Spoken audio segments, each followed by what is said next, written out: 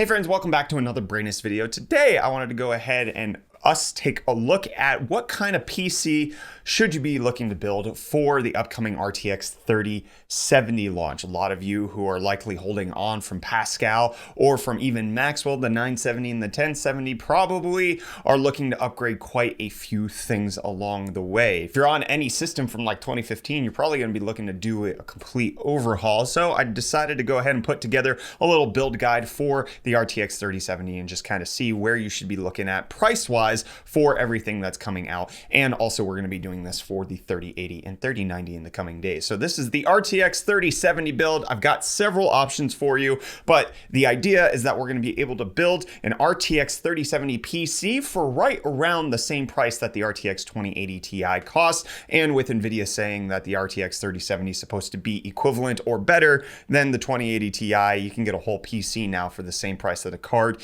used to cost. Take that with a grain of salt. Obviously, wait for benchmarks, but regardless, as this being the mid-tier GPU that a lot of people are likely to snatch up, even if it's not on 2080 Ti level, maybe it's 2080 Super level, still really good value for $500. So let's go ahead and look through what we have. Hey friends, Editing Brett here. I just want to remind you, since I didn't actually mention it in the video, we're going to have Amazon affiliate links to everything down below in the comments so that you can pick up the parts, but I'm also going to have the Google Doc with everything compiled there to just kind of separate it out for you and make it easier so you can click the link down below and get all of that done. I made it simple for you to find with the PC that you want to build here. So check it out. So the first thing is the CPU. The Ryzen 5 3600 usually is my recommendation for this. And even though the 3070 is supposed to be a high performer on par with the 2080 Ti, you're likely not missing out on much by going with the Ryzen 5 versus Ryzen 7. Sure, getting those 8 cores would be great on a Ryzen 7 3700X, but the single core performance is going to be roughly the same on those two chips, so you're not missing out a whole lot. But I would recommend the 3600 if it was in stock. Seems to me like AMD is actually not producing as much of these anymore because they're getting ready to drop the Ryzen 4000 series. So the only thing that is in stock right now is the Ryzen 5 3600X, which thankfully has come down in price and is just a little bit more expensive than what we were seeing the 3600 at recently. So the 3600 is normally $200, 3600X is $208.99. That's good enough for me. The stock cooler that comes included with this is also good enough, so we don't have to worry about that price point. Then let's talk about the motherboard that we're going to fit it in.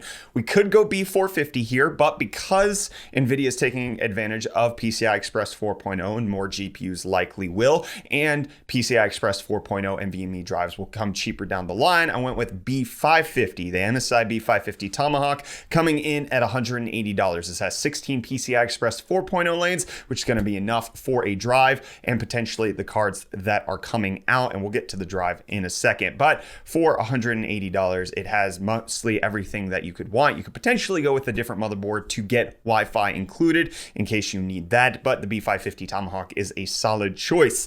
Which now let's talk about the RAM. I went with Corsair Vengeance RGB Pro 16 gigs. This is some of my favorite RAM. It's stable, it's steady, 3600 megahertz to unlock all of that extra performance from Ryzen. However, it actually isn't that much of a price increase. Actually, I think on Amazon, the 3200 megahertz is more expensive than 3600 megahertz. So definitely picking up 3600 megahertz for this build makes a ton of sense. Now let's talk about the drive. You're going to spend around $100 on storage if you want to get a 1 terabyte NVMe 3.0 drive. So you're going to have read and write speeds around 3 gigabytes per second. This isn't as fast as what NVIDIA is going to be able to handle with the PCI Express 4.0 drives. But in order to keep the price down, I think 3.0 is still as good as people need it to be. We're not potentially going to see the benefits of things like NVIDIA's I/O technology until a little later on as new games come out. And thankfully, because we went with the B550 board, upgrading to a PCI Express 4.0 drive as your main drive will be super easy. This is just for now until PCI Express 4.0 drives come down. This PNY Exhilarate one looks to be pretty decent for the price point, so you can consider that. Then power supply. I'm going with the 750 watt 80 plus gold. Power power supplies are hard to come by right now, but this one for $113, which you should be able to get by this Sunday on Amazon, at least according to where I live, is going to cost you $113. And it has RGB, which just makes everything a little bit better. Now, obviously, the GPU is the RTX 3070, starting at $499. That's been factored into the price point. And then for the case, I will have a couple of options that you could potentially look at depending on price point.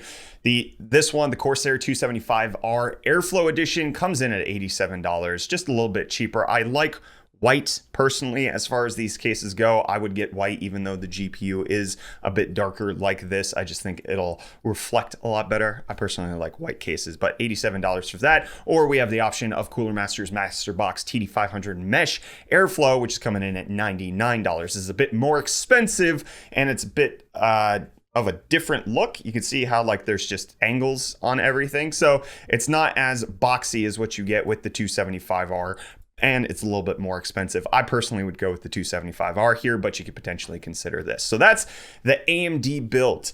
I actually, when I started this, the 3600 was in stock.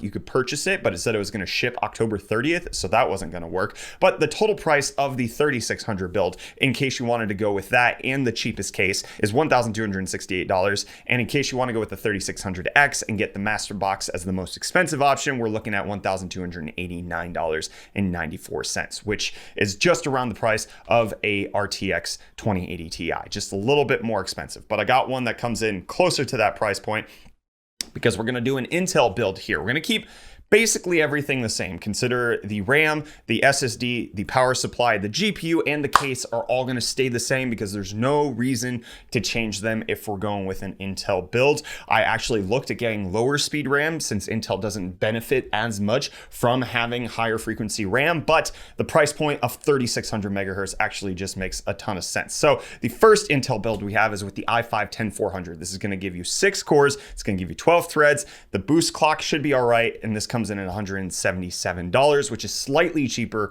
than the 3600X. We're just going to keep all of the boards in the same family, so we're going with the B460 Tomahawk here. That's $140. So if you go with the i5-10400 and you go with the B460 Tomahawk, you don't need a cooler since the 10400 is included with one. You keep all of the power supply and everything else the same. You're looking at $1,205.94, which is much closer to that 2080 Ti level. But in case you want to get a little bit extra performance out of the Intel system, you want to go with the overclockable chip. I've got that covered too. The 10600K should be the chip you're looking at, $263, but that also means you need to get a Z490. So that's where the Z490 Tomahawk comes in at $190. This has PCI Express 4.0. Technically, you're going to be able to unlock that when Rocket Lake finally becomes available. So that's good.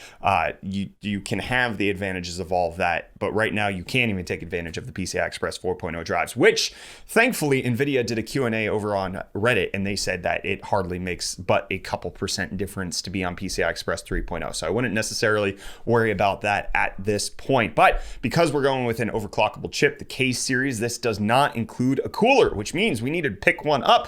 I would highly recommend picking up a Noctua NH-U12S Chromax Black Edition. It is actually the very cooler that I'm using in the system right now on my i9-10980XE. 18 cores, 36 threads. It keeps it cool for everything that I need to do, even during video editing. So this is going to be able to hold you steady on a 10600K, even if you're trying to hit those 5.2 gigahertz clock speeds.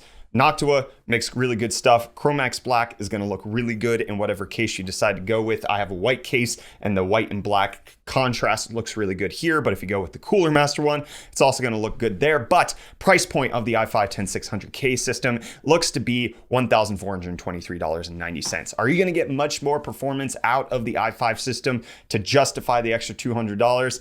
It's hard to say. That the 10600K can clock higher in single core performance, so you could potentially squeeze out a little bit extra FPS. I personally would still go with the better value Ryzen system. You get a cooler included. You've got future-proof B550 motherboard for Zen 3, as well as PCI Express 4.0. AMD seems to be the better idea for the RTX 30 series at the current moment, but in case you want to go Intel, I got you covered in this video as well. So those are the builds. Let me know what you think of these PCs down below. below in the comment. I'm keen to hear from you. Are you potentially thinking of redoing your whole PC in order to pick up an RTX 30 series, or are you just going to be upgrading the GPU and then work on everything else later on down the line? I'm curious to hear what system specs are you going to be running these new cards in. Let me know down below in the comments. And while you're down there, hit the like button if you enjoyed this video. Get subscribed to Brightness to stay up to date on more tech stuff that we do around here. Thoughts from my anus. That's what we got going on. I'm Brett. You've been Brainist, which is not...